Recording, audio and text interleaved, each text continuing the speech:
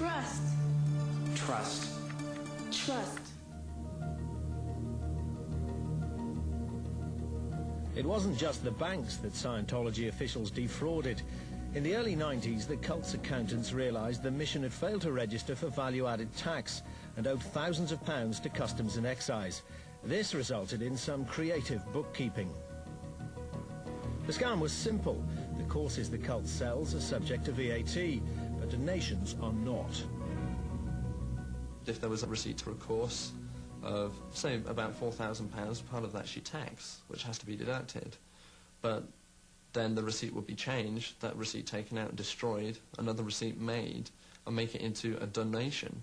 In the event that the church is deliberately falsifying its accounting records, destroying receipts and the like, so that its trading income or income from services is understated to the customs and excise, then that's an extremely serious criminal offence.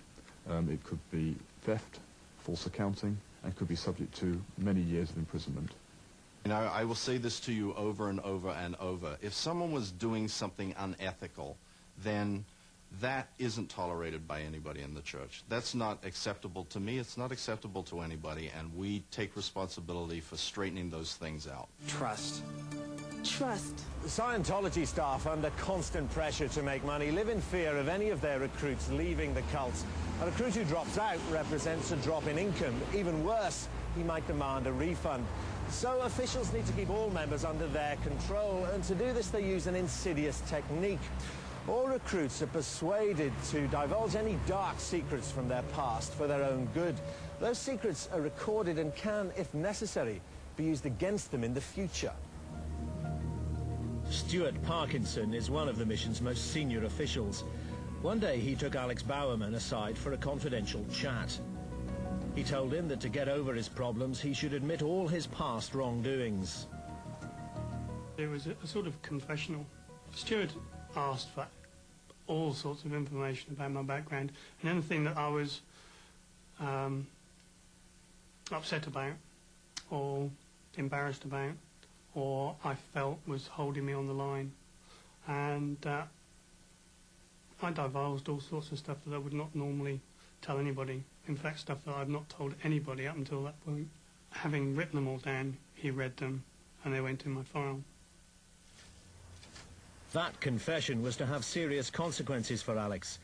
After he left the cult, he was pestered for 6 months with letters and calls. Then they discovered he'd instructed a solicitor to take legal action to get his money back. Within the next couple of days, we had a letter from the mission that was not very pleasant. The letter referred to the secrets that Alex had divulged, suggesting the way out for you could be to honestly confess everything you did to your wife and the police and suffer the consequences. It was basically telling me that they had stuff on me that I wouldn't want other people to know about. Then Hodkin and Company, Scientology solicitors, passed on the letter to the Legal Aid Board in an attempt to forestall Alex's legal action. I was devastated.